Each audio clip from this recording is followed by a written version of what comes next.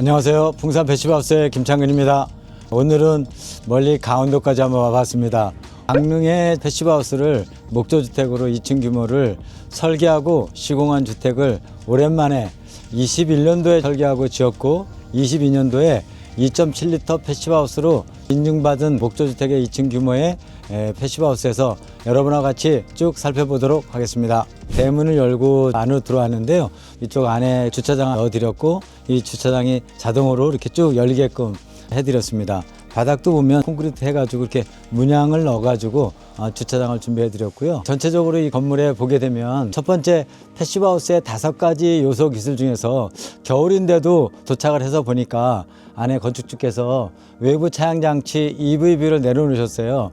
근데 이제 정남향으로 되어 있다 보니까 햇빛이 강하게 들어오기 때문에 집안도 따뜻해지니까 햇빛을 어느 정도 일사를 차단하기 위해서 외부 차양장치 이렇게 반쯤 내려놓은 것을 볼 수 있습니다. 그 다음에 여기 현관문인데요. 현관문에 보면 건축주하고 저희하고 이렇게 말씀을 나누면서 여러 가지로 어떻게 현관문을 좀 더 이쁘게 할까라고 생각을 많이 하다가 사실 나중에 저 2층에 올라가서 쭉 살펴보겠습니다만 조그만 베란다가 있거든요. 베란다 앞에 현관을 좀 더 많이 내서 약간의 변형을 줘가지고 하자.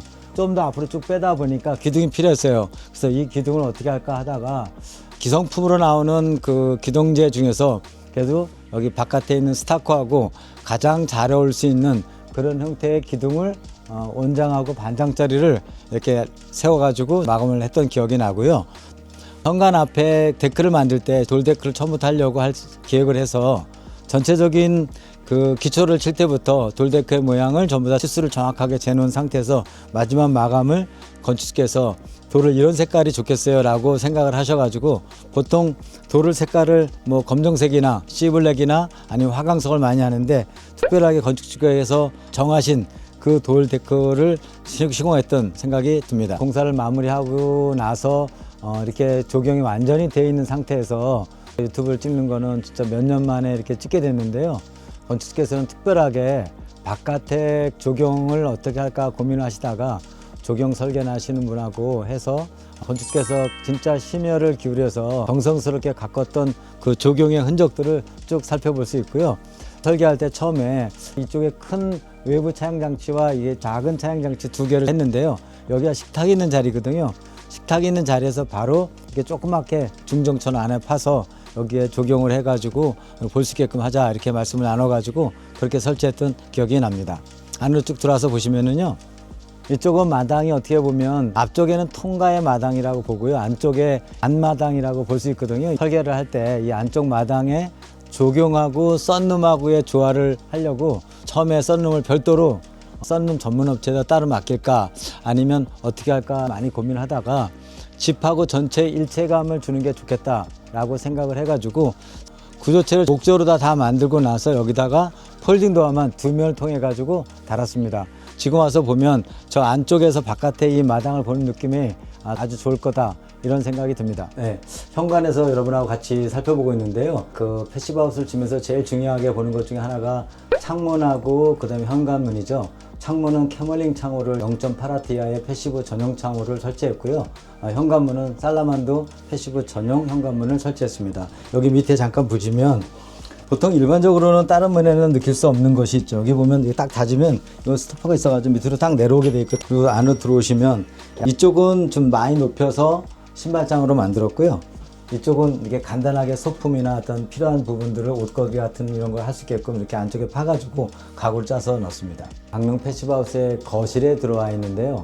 설계하면서 같이 건축주하고 고민했던 걸 하나하나 살펴보도록 하겠습니다. 첫 번째 건축주께서 생각하신 게 목조주택으로 패시브하우스를 지어야 되겠다라고 사실은 처음부터 생각하신 건 아니지만 처음부터 친환경 건강주택을 생각하신 부분이 있고 그 다음에 아파트에 사시다 보니까 바깥으로 전원주택을 짓고 나가서 사시게 되다 보면 난방비 걱정 많이 하죠. 그 다음에 그 방범의 기능이 어떨까 이런 걱정하죠. 그렇지만 반대급부도 있죠. 아파트에서 못 느끼는 아까 제가 바깥에서 말씀드렸었던 정원도 가꾸시고 전원과 같이 호흡하는 진짜 전원주택 생활을 하실 수 있는 그런 것도 아마 느끼셨다라고 좀 전에 잠깐 제가 말씀을 드렸고요. 지금 여기는 거실이거든요. 거실에서 보면 이쪽에 주방하고 주방 옆에 식탁을 놓을 수 있는, 식사하실 수 있는 그런 자리가 준비되어 있는 걸 알 수 있는데요. 첫 번째 저희가 생각했었던 건 뭐냐면, 단층과 2층의 주택을 서로 조합해서 2층의 목조주택으로 패시브하우스를 인증받는 걸 목표로 해서 설계를 했고요. 최종적으로 설계해서 인증받은 거는 2.7리터의 패시브로 인증을 받았는데, 1층의 거실이지만 이 거실을 좀 오픈해서 천정을 좀 약간 높이 하자 해서 최대한도로 거실의 천정을 오픈해서 만들었고요. 그 다음에 친환경 건강주택을 저희가 주로 하고 있는데요. 친환경 건강주택에서 쓸 수 있는 것이 뭐냐면, 내부의 자재를 최대한도로 친환경 자재를 쓰는 거죠. 그 중에서 저희가 단독주택에서 가장 많이 쓰는 것 중에 하나가 편백나무 루바인데, 히노키 루바라고 보통 얘기하죠. 편백나무 루바를 완전 무절로 해가지고 아주 꼼꼼하게 시공을 했는데, 3년 4년이 지난 오늘 와서 보니까 그 자태가 그대로 좀 더 아주 뭐랄까 느낌이 더 좋아졌다라는 생각이 들고요. 그 다음에 여기 벽에도 보면 벽지 시공을 했는데, 벽지 시공도 건축사께서 특별하게 벽지도 이걸로 써달라고 별도로 말씀하셨거든요. 제가 그 벽지가 뭔지는 잘 지금 생각이 안 나는데요. 그건 제가 밑에 달아드리도록 하겠습니다. 그래서 벽지도 친환경 벽지로 해서 설치를 해드렸고, 가능하면 최대한도로 친환경 소재를 쓰다 보니까 새집 증후군도 별로 없었고, 조금 남아 있었던 그 새집 증후군에 있는 TVOC 같은 그런 것들도 열외 환기장치가 24시간 365일 계속해서 가동이 되고 있다 보니까 안에 공기가 굉장히 쾌적하게 되죠. 친환경 건축에서 가장 중요한 것 중에 하나가 실내 공기 질의 관리거든요. 철저하게 잘 관리되고 있는 모습을 볼 수 있고요. 또 좀 전에 그 건축계에 여쭤보니까 건축계에서 아파트보다 훨씬 더 청소량이 줄었다라고 좀 전에 말씀하셨어요. 집의 어떤 생활 환경에 따라 좀 다르긴 하지만, 먼지의 양이 대부분 다 빨려 나가가지고 필터링 돼서 바깥으로 나가게 되면서 바깥에서 차은 기운이 들어올 때 환기를 해서 내부에 그 청정한 필터링 되어 있는 공기가 들어오다 보니까 그런 면이 좋아서 그런지 어쨌든 청소량이 많이 줄었다라고 하는 말씀을 들었습니다. 주방은 건축계에서 가장 신경 썼던 부분 중에 하나죠. 리바트 가구에 직접 그 담당자들을 만나가지고 건축주에서 이런저런 생각을 다 넣어서 전부 다 일체형으로 만들었다고 보면 되고요. 디귿자형의 주택에 이 앞에 11자형 이 폭도 좀 더 넓게 건축주가 원하시는 대로, 색깔도 전체적으로 백색 톤의 전체적인 통일감을 주는 주방을 구성되어 있고요. 주방 바로 옆에 보면 아까 제가 좀 전에 바깥에서 말씀을 드린 대로 조그맣게 중정을 파가지고 이 식탁에서 터져 있는 공간에서 바깥에서 보면서도 식사를 할 수 있게끔 되어 있고요. 외부 차양 장치라고 하는 거를 저쪽 거실에서는 이 슬래시라고 하는 걸 반대로 이렇게 세워놨고요. 여기서 햇빛이 들어오게 약간 이렇게 수평으로 해놨거든요. 빛도 일정으로 들어오게 할 수도 있고 아예 안 들어오게 할 수도 있거든요. 통상적으로 패시브하우스에서는 보통 외부 차양 장치는 여름에 내리고 그 다음에 겨울에는 다 올려놓는 게 통상인데, 여기는 정남향의 집이에요. 그러다 보니까 건축주가 너무 일사취득이 강하다고 하면 이렇게 외부 차양 장치를 내려놓고 부분적으로만 햇빛이 들어오는 각도를 조절하는 거죠. 여기는 반만 들어오게, 저기는 완전히 못 들어오게, 그렇지만 바깥에는 볼 수 있게끔 그렇게 되어 있는 모습을 볼 수 있습니다. 그리고 특히 여기가 좁은 공간이기 때문에 거실하고 식사할 수 있는 이 공간을 좀 더 틔울 수 있는 공간에서 여기를 이렇게 뚫어가지고 조명을 넣었던 기억이 나거든요.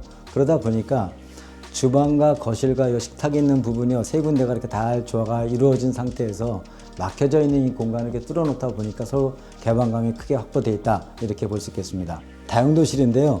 다용도실도 사실은 포인트 색깔을 건축께서 직접 고르셨어요. 그냥 일반적인 다용도실 문이 아니라, 다용도시라 하더라도 이 집의 파스텔 톤의 연한 색깔의 흰색 계열로다가 마감한 상태에서 이렇게 포인트로 다 다용도실 문을 색깔을 약간 강렬한 색깔을 두면 어떻겠나, 이렇게 건축주의 의견이 있으셔가지고 건축주의 의견을 반영해서 넣기를 참 잘했다 하는 생각이 듭니다. 제가 이제 썬룸으로 나갈 건데요. 패시브하우스에서는 제일 중요한 단열과 기밀인데, 단열선을 어떻게 할 것이냐가 중요하거든요. 썬룸은 넣을 거냐 말 거냐거든요. 근데 설계할 당시에 단열 기밀선을 여기 그 시스템 도어를 통해 가지고 썬룸 바깥쪽은 비단열 공간, 안쪽은 단열 공간으로 이렇게 구분져 가지고 설계를 했습니다. 썬룸을 한번 잠깐 나가보도록 하겠습니다. 처음에 썬룸을 설계할 때는 보통 썬룸 전문 업체에다가 썬룸을 별도로 맡겨가지고 하는 방법이 한 가지가 있고요. 지금 여기처럼 집하고 일체형으로 한 번에 썬룸을 만들어 가지고 폴딩도 아마 양쪽에 두 면을 맞춰서 하는 경우가 있죠. 그렇게 되면 좋은 점이 여러 가지가 있는데요. 두 면의 폴딩 도어를 넣게 되면 이쪽에 싱크대를 별도로 넣어서 여러 가지 다목적용으로 쓸 수 있게끔 그렇게 최초에 설계해서 공사를 마쳤지만 오늘 한 3, 4년 만에 와서 보니까 그림 그리시는 작업실로 되어 있다 하는 생각이 들거든요. 그래서 아마 여기서 정원을 바라보면서 이렇게 그림을 그리시는 느낌이 굉장히 평화롭고 한 폭의 그림 같은 행복한 느낌이 아닐까 하는 생각을 해봤습니다. 사실 건축께서 안방을 공개하는 건 참 굉장히 쉽지 않은 일인데 안방 찍어도 좋다 이렇게 말씀해 주셔가지고 감사의 마음을 갖고 제가 안방을 소개해 드리겠습니다. 안방에 들어와 보면 사실은 옛날에는 그 안방들이 방이 굉장히 컸어요. 옛날에 설계하고 시공할 때는 보통 안방이 4평이나 5평 이렇게 컸거든요. 근데 지금은 이렇게 크게 설계하지 않습니다. 그냥 주무시는 공간이기 때문에 그 개방감이 있게끔 하는 거는 거실이 중요하다고 생각해서 거실을 좀 더 크게 하는 경향이 있고 침실은 좀 더 작게 하는 경향이 있거든요. 여기서 제가 하나 말씀드리고 싶은 거는 뭐냐면 안방에서 보면 주무실 때 제일 중요한 것 중에 하나가 열외상기 장치에 의한 디퓨저의 배치거든요. 근데 열외상기 장치 디퓨저를 저 이렇게 양쪽에 배치를 해놨는데요.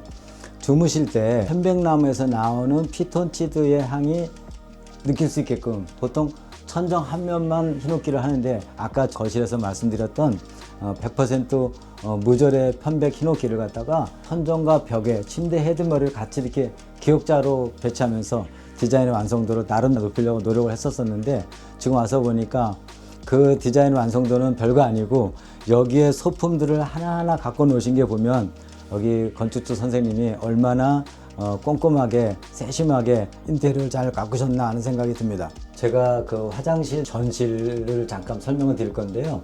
처음에 저희가 설계할 때는 세면대를 안에 넣을까 생각하다가 조그마지만 세면대를 바깥에 빼자 전실 겸 세면대를 만들었는데 여기에 포인트 타일을 넣자라고 했던 생각이 나고요.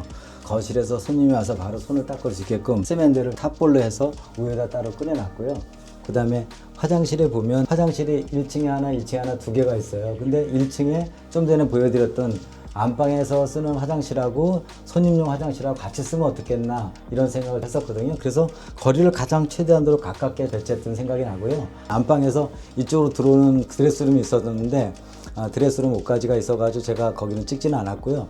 드레스룸을 통해서 이쪽 문으로 이렇게 열면 포켓도어를 만들어 가지고 이쪽 열면 바로 이렇게 화장실이 나올 수 있는 그렇게 공간 구성을 해봤습니다. 계단 올라가는 걸 잠깐 설명드리고 싶은데요.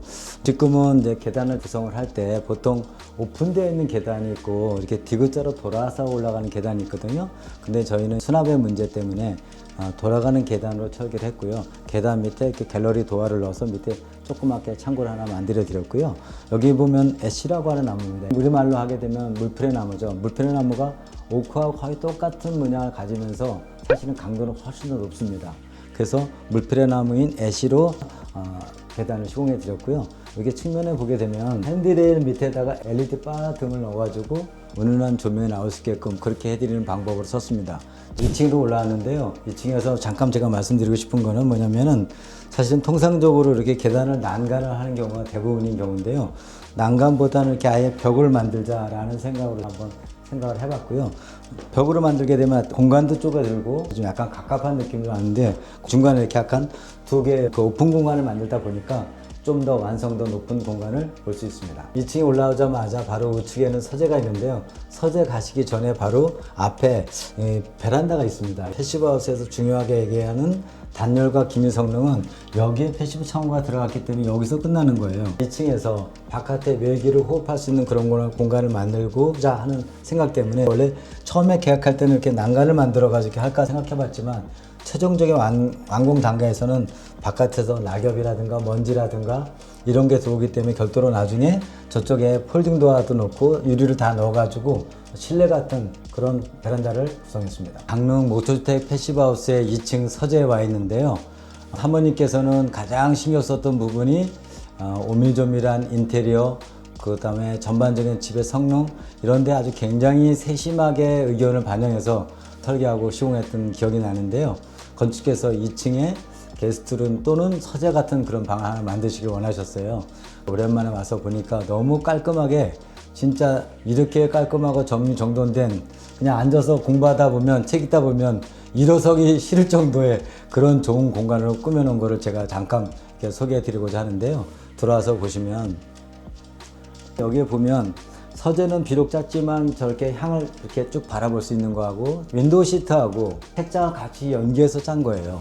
여기서 자작나무 합판으로 아예 목공팀에다 따로 얘기를 해가지고 밑에 하부에 수납장을 할 수 있게끔, 그 다음에 윈도우 시트 같은 개념, 좌측과 우측에 책을 넣을 수 있는 그 수납, 거기에 플러스 건축계에서 직접 생각하셨었던 그 붙박이장을 직접 이렇게 매치를 시키다 보니까 진짜 작지만 굉장히 강한 그런 서재가 됐다라는 생각이 듭니다.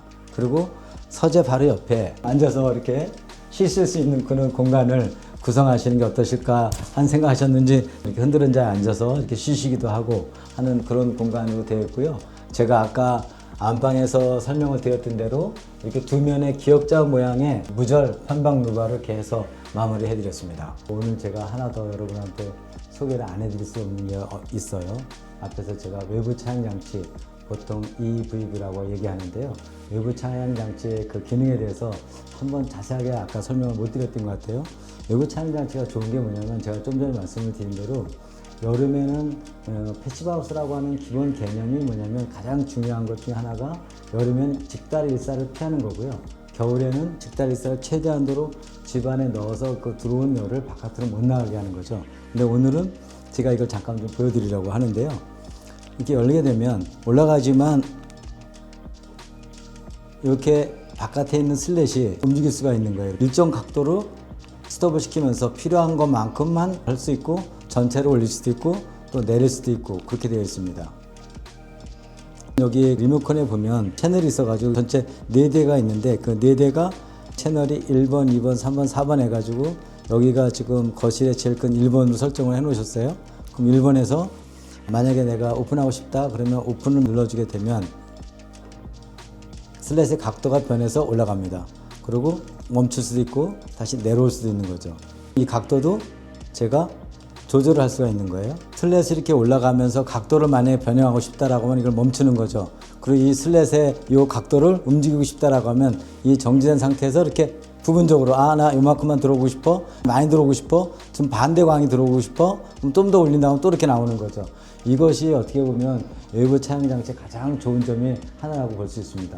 이것을 쓰게 되면 여름에는 일사 취득량을 최대한도로 막기 때문에 안에 에어컨 들어가는 냉방 소모 에너지를 최대한도로 줄일 수 있고요. 겨울에도 바깥의 일사 취득이 너무 강하다 하면 이거를 아까 말씀드린 대로 각도를 조절하면서 바깥에서 안을 잘 안 보이게 할 수도 있는 거고요. 들어오는 빛의 각도와 양을 조절할 수 있는 것이 외부 차양 장치의 장점이라고 할 수 있습니다. 패시브하우스의 심장에 와 있습니다. 굉장히 실내 내부가 쾌적하다라고 하는 게 바로 패시브하우스의 심장인 열외수 환기 장치가 있기 때문이죠. 열외수 환기 장치를 좀 더 자세하게 설명을 드리고 싶은데요.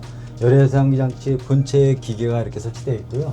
얘하고 얘는 직선형으로 되어 있는 소음기입니다. 저쪽에 동쪽 방향으로 해서 바깥에서는 공기가 들어오는 OA라고 하는 아웃도어 에어가 여기 필터 박스로 먼저 들어오게 됩니다. 필터 박스에 들어온 상태에서 쉽게 얘기하면 공기청정기의 필터 박스하고 똑같습니다.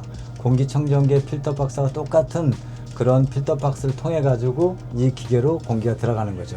그 다음에 공기가 들어가서 나오는 실내 따뜻한 공기, 오늘 바깥에 영하 10도였었거든요.